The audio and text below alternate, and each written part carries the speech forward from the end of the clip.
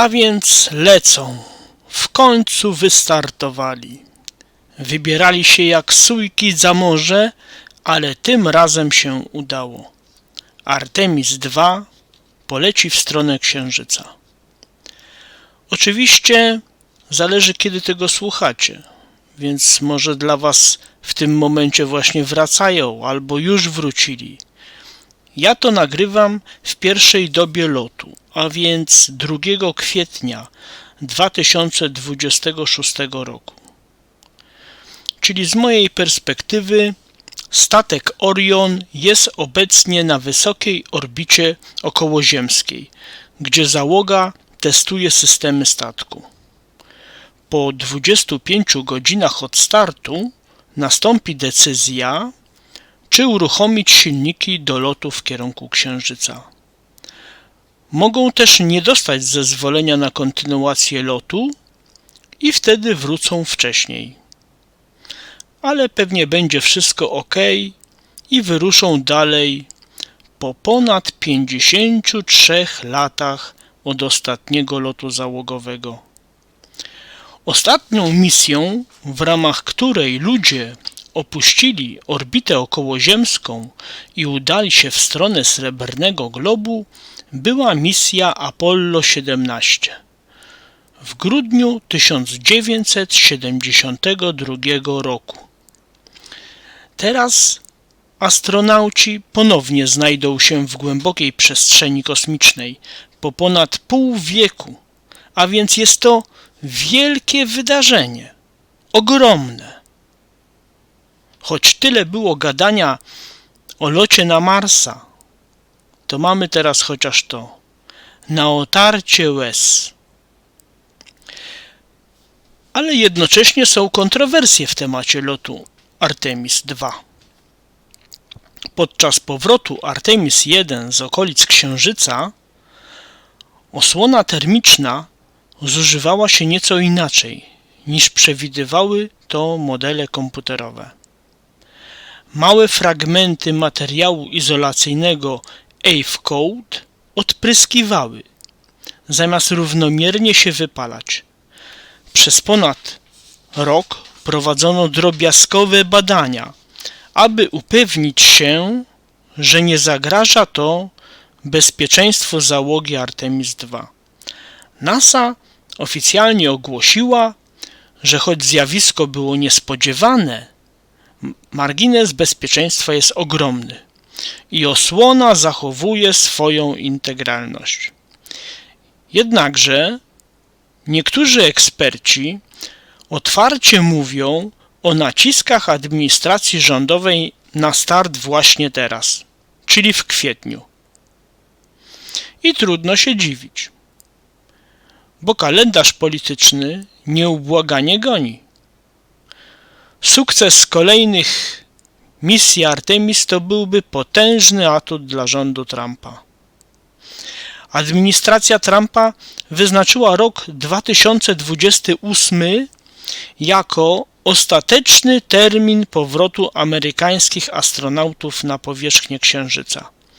Planowane jest aż dwukrotne wylądowanie na Księżycu w roku 2028. Takie sukcesy Trump chciałby ogłosić jeszcze przed końcem swojej kadencji. Ale nie chodzi tylko o politykę wewnętrzną. W tle mamy przecież ostry wyścig z Chinami. Amerykanie za wszelką cenę chcą utrzymać dominację w kosmosie i pokazać, że nikt ich nie wyprzedzi. Ta misja stała się symbolem powrotu do wielkości. Buduje ona wizerunek silnego państwa zarówno w kraju, jak i na świecie. Dlatego, mimo wcześniejszych problemów z osłoną termiczną czy wyciekami wodoru, zdecydowano się nie przesuwać już okna startowego i ruszyć ostro w stronę Księżyca, bez dalszej zwłoki.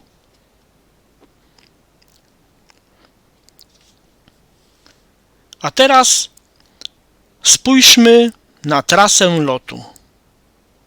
Jaka będzie trasa misji Artemis II? Otóż astronauci nie będą latać wokół Księżyca, jak to było w misjach Apollo. Na przykład tak jak to było w misji Apollo 8. Cała trasa misji Artemis II tworzy rozciągniętą pętlę, która przypomina cyfrę 8. Wykorzystują grawitację Księżyca jako procę, która naturalnie zagina tor lotu i kieruje kapsułę z powrotem na Ziemię. W stronę Ziemi. Czyli na Ziemię. Czyli dokonają jakby jednego obrotu wokół Księżyca i to w dużej oraz zmiennej odległości, a nie po jego orbicie. Ale dzięki temu osiągną rekord odległości od Ziemi. Dzięki grawitacji Księżyca statek zostanie wyrzucony dalej w przestrzeń kosmiczną. Dalej niż to było w przypadku Apollo 11 i innych misji Apollo. W najdalszym punkcie misji astronauci będą ponad 400 000 kilometrów od Ziemi. I to będzie rekord pobity. Właśnie. To jest istotne.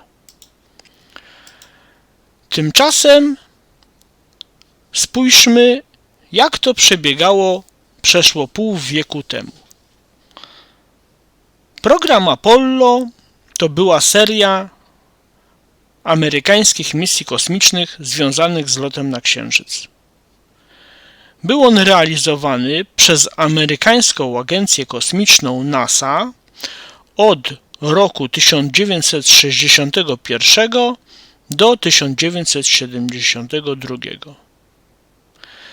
Celem programu było lądowanie ludzi na Księżycu i ich bezpieczny powrót na Ziemię. To jest istotne, że mieli wrócić bezpiecznie. Cel ten wyznaczył prezydent Kennedy. Poszły na to ogromne środki z budżetu Stanów Zjednoczonych. Więc wszystko się działo bardzo, bardzo szybko.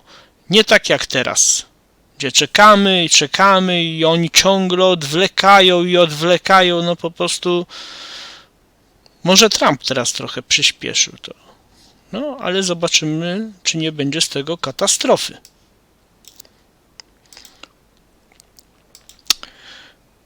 Jeszcze zanim wylądowaliśmy na Księżycu, to w grudniu 1968 roku misja kosmiczna Apollo 8 jako pierwsza załogowa misja okrążyła Księżyc. Astronauci aż 10 razy go oblecieli w ciągu 20 godzin. Czyli jedno okrążenie trwało około 2 godziny. Początkowo orbita była eliptyczna, a później stała się bardziej kołowa i przebiegała na wysokości około 130 km. W misji Artemis II będzie całkiem inaczej. Podczas swojego najbliższego przelotu statek Orion z załogą zbliży się do powierzchni Księżyca na odległość 7400 km. Czyli będzie bardzo daleko od Księżyca. Nie tak jak było w Apollo. Następnie, wykorzystując jego grawitację, odskoczy dalej w przestrzeń, osiągając rekordowy dystans ponad 400 000 kilometrów od Ziemi. Czyli teraz będzie to całkiem inna trasa. Jak już mówiłem, teraz to będzie proca grawitacyjna. Ale wracamy do Apollo. Skończyliśmy na misji numer 8. Następnie były 2 kolejne misje, które testowały na orbicie Księżyca wszystkie elementy procedury lądowania.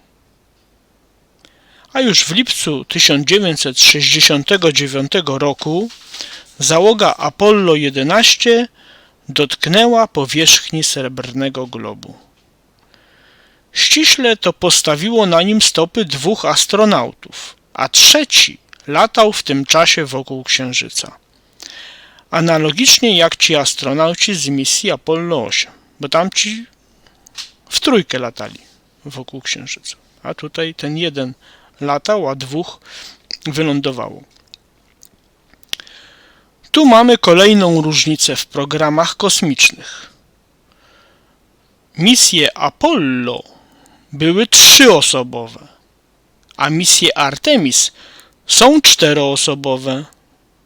I to nie jest takie tam widzimisię, tylko to jest związane z budową statku załogowego. No, jak jest większy statek i więcej osprzętu przewidzianego na 4 osoby, no to mogą lecieć 4, a jak było przewidziane na 3, no to tam się liczy ilość tlenu i w ogóle wszystkie surowce, zasoby są potrzebne, są wyliczone na ilość osób. Po Księżycu jako pierwsi w historii spacerowali Neil Armstrong i Buzz Aldrin.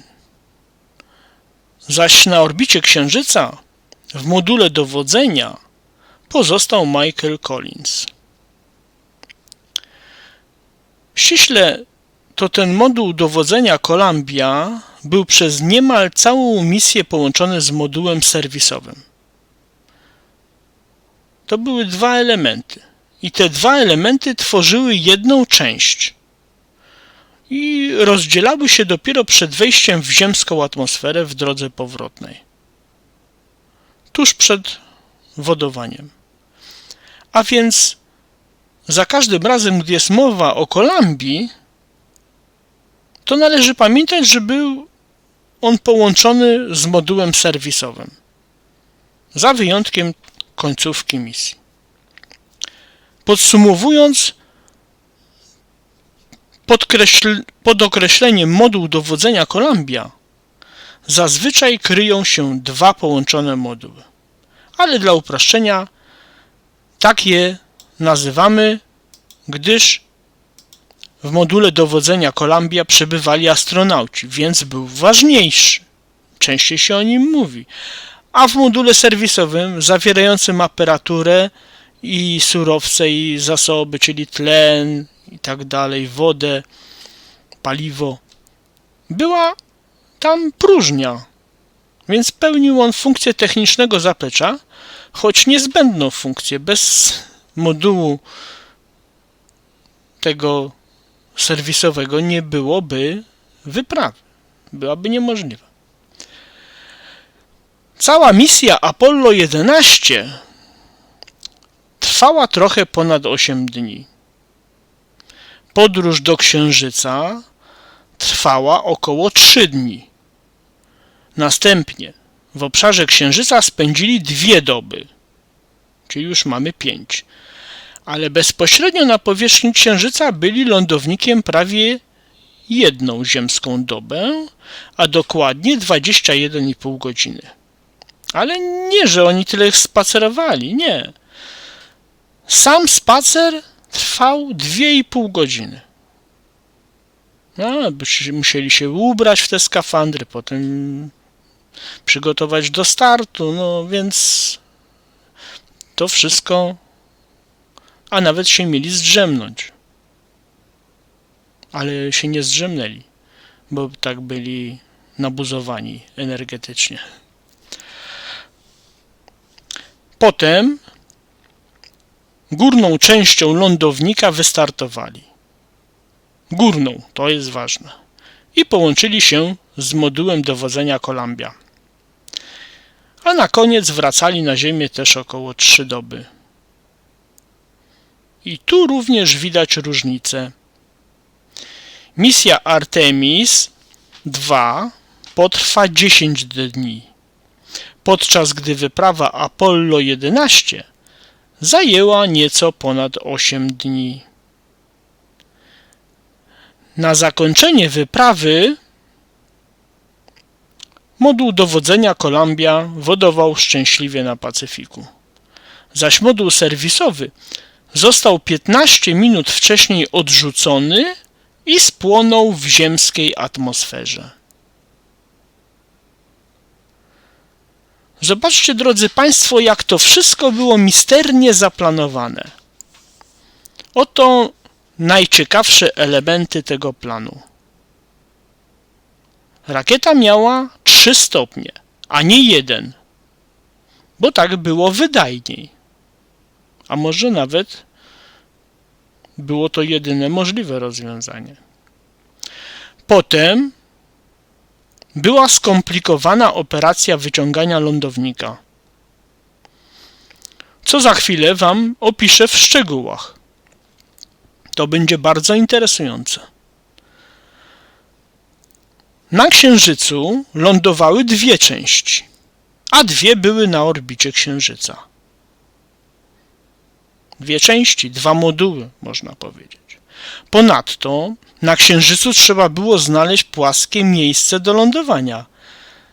Inaczej groziła totalna katastrofa. Mówiąc delikatnie, żeby nie używać słów podobno niemile widzianych przez to medium.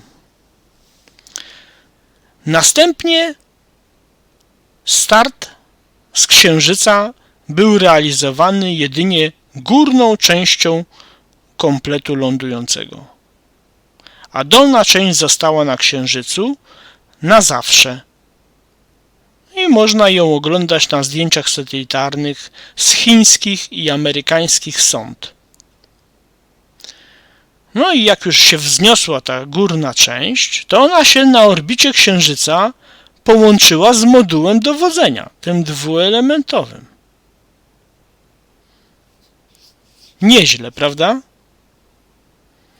Zawsze jestem w szoku, gdy o tym wszystkim myślę. To jest naprawdę niesamowite i fascynujące. I z ilu cała misja się składała elementów, wystarczy, że jedna rzecz by nie zatrybiła i by była klęska tak zwana. W ogóle to był to po prostu prawdziwy cud, że ci astronauci misji Apollo 11 nie zginęli w trakcie misji na Księżyc, bo szanse przeżycia były oceniane na 50%. Taki sukces mogli osiągnąć tylko Amerykanie. Wolny kraj, którego nie wszyscy lubią. Ale wyszło czarne na białym, że komuniści nie mieli z nimi żadnych szans.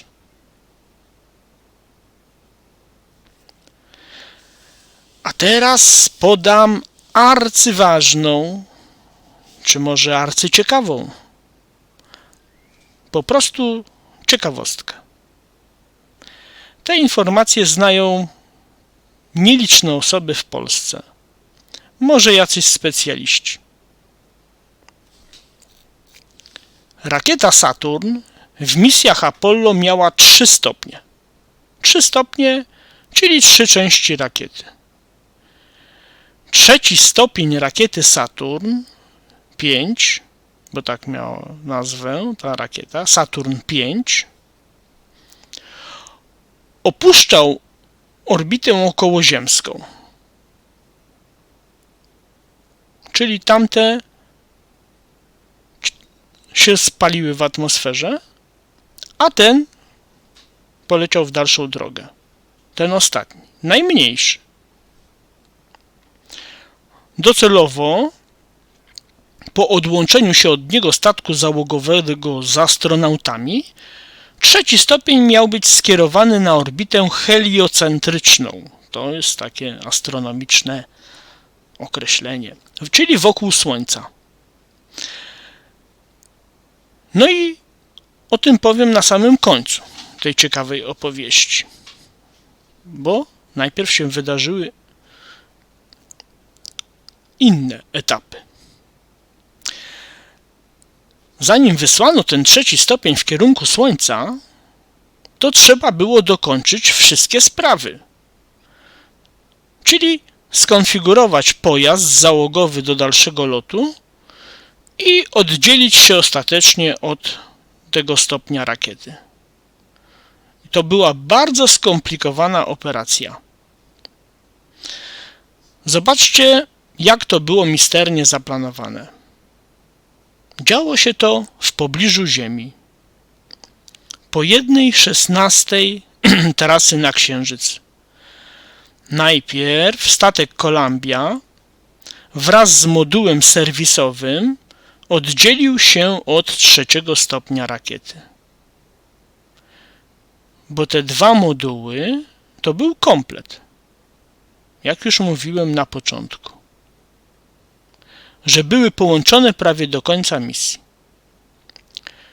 Lądownik księżycowy znajdował się wewnątrz szczytowej części tego 3. stopnia rakiety, zwanej adapterem. Był on przykryty 4 panelami, ten lądownik. Te 4 panele to były elementy konstrukcyjne adaptera i lądownik był w tym adapterze. Każdy z 4 paneli miał długość około 6 metrów. To tak dla wyobrażenia sobie tego wszystkiego podam. I te panele musiały być odrzucone pirotechnicznie i sprężynowo, aby umożliwić dostęp do lądownika.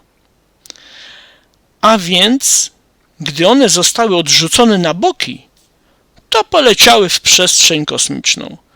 I tak sobie leciały i leciały z prędkością 2,5 metra na sekundę, jak pamiętam. Cały czas się oddalając od reszty. Czyli od rakiety i statku kosmicznego. Panele sobie poleciały w kosmos. W tym momencie oddalały się prostopadle do lotu statku astronautów. No bo mówimy o oddalaniu. One też leciały wraz, miały tą prędkość początkową nadaną zgodną z prędkością rakiety. To było złożenie jakby wektorów. Ale się oddalały prostopadle do lotu statku astronautów oraz rakiety z adapterem i lądownikiem. Dlatego nie mogły być one potem obserwowane przez astronautów, przez szybę pojazdu. A NASA wmawiała wszystkim kit, że jeden z tych paneli leciał aż do Księżyca, równo ze statkiem Apollo. I ludzie uwierzyli w te bójdy na resorach. Naprawdę, śmiech mnie za każdym razem, jak o tym mówię, to się śmieję, no bo po prostu to jest śmieszne. Lecz ja to wszystko wyjaśniam w innym odcinku. Te szczegóły tych fejków NASA oraz ich obalenie przez moją skromną osobę. Załóżmy, że jestem skromny, chociaż nie wszyscy się z tym zgadzają. Możecie się dowiedzieć o tym wszystkim w nagraniu H20. Ale wracamy teraz do wyciągania lądownika. To było takie przypomnienie, że można sobie poszerzyć wiedzę, bo naprawdę to jest arcyciekawe, pasjonujące. Wracamy do wyciągania lądownika. Po odrzuceniu paneli moduł dowodzenia Columbia się obrócił, aby wyciągnąć lądownik księżycowy z ostatniego stopnia rakiety. W kolejnym kroku Columbia wbiła się nosem, nazwijmy to nosem, czyli przód tego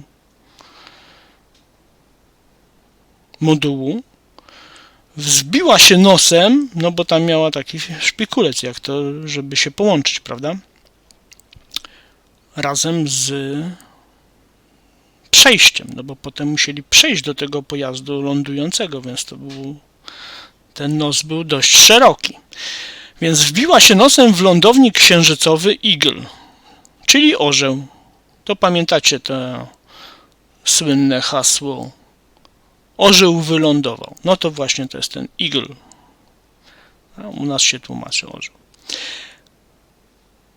Czyli wbiła się nosem w lądownik księżycowy, który wciąż siedział w tej rakiecie, czyli w adapterze. Następnie Michael Collins wyciągnął lądownik z ostatniego stopnia rakiety, czyli po prostu manewrował pojazdem, statkiem kosmicznym, żeby wyciągnąć. I po czym Apollo 11 za pomocą silniczków sterujących oddalił się od tego segmentu rakiety, już pustego.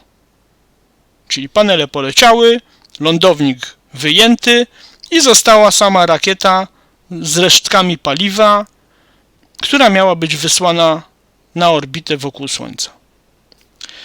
Jak on manewrował tymi silniczkami, to technicznie te silniczki znajdowały się na obudowie modułu serwisowego. A Michael sterował nimi z kabiny modułu dowodzenia, no bo mówiłem, że te dwa moduły były połączone, prawda? Tylko astronauci przebywali w module dowodzenia, a w module serwisowym była próżnia, bo tam były osprzęty. Nie było połączenia dla astronautów, przejścia. Tylko kable były. Kable i rury. No więc on za pomocą tych silniczków oddalił się od segmentu rakiety. Celem manewru było odlecieć na bezpieczną odległość od rakiety, aby uniknąć kolizji z nią podczas obracania całego zestawu. A dlaczego musieli się obrócić? No bo byli tyłem do Księżyca. Prawda? Tyłem do Księżyca, bo rakieta była skierowana w stronę Księżyca. No oni, żeby wyciągnąć lądownik, to się byli ustawieni tyłem do Księżyca. No więc musieli się obrócić, żeby lecieć z powrotem w kierunku Księżyca. I drodzy Państwo, zauważmy przy tym, że panele to już w tym momencie były ponad kilometr od nich. Bo to wyliczyłem. Załóżmy, oszacowałem, że to trwało minimum 8 minut. Już nie szukałem tej informacji. Minimum 8, więc ponad kilometr. Jakby było trwało to pół godziny, no to było proporcjonalnie więcej kilometrów. Więc te panele to już były daleko, to już ich nie było, już w tym momencie one były ledwo dostrzegalne, one już nie stanowiły zagrożenia. Czyli zagrożeniem była rakieta. No więc się oddalili od tej rakiety silniczkami tymi manewrującymi i gdy byli bezpieczni, no to Collins obrócił pojazd tak, aby lądownik był z przodu, na nosie statku, przed modułem dowodzenia. Czyli taka konfiguracja, był lądownik na nosie, potem w środku moduł dowodzenia, a z tyłu model serwisowy, bo tam były główne silniki z paliwem, którym mieli sobie nadać pędu, żeby dolecieć do Księżyca szybciej. Czyli ten lądownik był z przodu na nosie statku, przed modułem dowodzenia. I tak sobie polecieli w kierunku Księżyca. No więc, czyli od tego momentu, jak można policzyć, jak to była tam któraś godzina, chyba 4 lotu, to potem jeszcze prawie 3 doby lecieli już w tej konfiguracji do Księżyca. Natomiast gdy Apollo 11 był już bezpiecznie daleko, czyli jak się obrócili i polecieli, bo tam sobie w pewnym momencie jeszcze przyspieszenie zrobili, to wtedy Houston centrum sterowania w Houston wysłało sygnał do ostatniego stopnia rakiety, czyli tego, z którego wyciągali lądownik i z którym lecieli, przyczepieni do niego. Wysłano sygnał do tego stopnia, żeby odpalić tam resztki paliwa i skierować rakietę, ten trzeci stopień, na taką trajektorię, żeby minęła Księżyc i tam właśnie też korzystała z tej procy grawitacyjnej, podobnej do co Artemis korzysta, i zakręciła i weszła na orbitę wokół Słońca. Zrobiono to po to, by rakieta nie zderzyła się ze statkiem, czyli tak dla bezpieczeństwa, ani nie uderzyła w Księżyc. No tak wymyślono. Potem w kolejnych misjach Apollo to było różnie. W części było tak, a chyba w tych ostatnich to nawet właśnie specjalnie uderzyli w Księżyc. Chyba w ostatniej misji. Dlatego jak oni wysłali ten trzeci stopień w kierunku Słońca, na orbitę Słońca, w kierunku Księżyca docelowo na orbitę Słońca, to trzeci człon rakiety pomknął całkiem inną trajektorią i nie mógł być w trzeciej dobie lotu obserwowany przez astronautów przez okna statku kosmicznego. I to potwierdziła NASA. Oni się pytali NASA i NASA powiedziała, że trzeci stopień rakiety jest tam bodajże 11 000 kilometrów od nich był. Czyli wyobraźcie sobie, Ziemia ma 6 000 kilometrów, promień Ziemi, średnica 12, no to był jak średnica Ziemi. W takiej odległości był ten stopień rakiety. No więc wiadomo, że był niedostrzegalny fizycznie. Trzeci stopień rakiety do dziś dryfuje w przestrzeni międzyplanetarnej, tej rakiety z Apollo 11. Po minięciu Księżyca grawitacja Srebrnego Globu wyrzuciła go na orbitę zbliżoną do orbity Ziemi. Ale ta orbita jest położona nieco bliżej Słońca. No i ten kosmiczny śmieć okrąża teraz Słońce raz na około 342 dni, czyli ma czas okrążenia Słońca krótszy niż Ziemia. Trochę. To tyle. No i te wszystkie informacje o locie Apollo 11 to świetne wprowadzenie do ufologicznego nagrania o numerze H20, o którym już mówiłem. W nim analizuję obserwacje pojazdu kosmitów przez załogę Apollo 11 w drodze na Księżyc. No i przy okazji w tym nagraniu wyjaśniłem w sposób nieufologiczny zagadnienie tego, że rakieta nie była obserwowana na 100%. To jest wyjaśnienie dla sceptyków z różnych forów, którzy wątpią, co? Nie wiadomo, co oni tam widzieli. Nie ma innego wyjścia. Tylko eliminujemy. Rakieta to nie była i panele nie mogły być. Udowadniam to w nagraniu H20. Tutaj wstępnie to przedstawiłem nieufologicznie, więc nie mogli nic innego widzieć. Nie mogło nic wtedy lecieć równolegle do Apollo 11, razem z nimi. To jest po prostu niemożliwe. Nie ma czegoś takiego, że coś sobie lata w kosmosie od po prostu i sceptycy będą mówić, no coś tam było, tylko my jeszcze nie wiemy, co to mogło być. Nie, coś takiego nie istnieje. Nie istnieje. Jak Sherlock Holmes robimy, eliminujemy to, co jest możliwe. Jeżeli wyeliminowaliśmy to, co jest w ogóle możliwe, to zostają nam te rzeczy, które się ludziom wydają niemożliwe. No i właśnie tą rzeczą niemożliwą, która się wydaje wszystkim ludziom, są kosmici, a dla mnie jako inżyniera, no po prostu patrzę na te wszystkie dowody, jest oczywistą sprawą, że kosmici nas obserwują, bo mamy tyle dowodów w dziedzinie ufologii, tyle przypadków, że to by musiało być największy spisek na świecie, że dziesiątki tysięcy ludzi się porozumiały, że oni będą wymyślać, prawda, jakieś fejki, preparować i tak dalej. No po prostu spiskowa teoria dziejów do 10. potęgi. No, ale to już przy ufologicznych, no nie mogłem się powstrzymać na zakończenie tego nagrania. A więc jeśli chcecie poszerzyć swoją wiedzę w tym zakresie, to zapraszam do nagrania H20.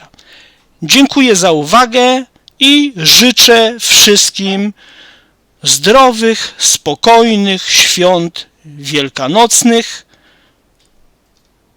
Dziękuję za uwagę.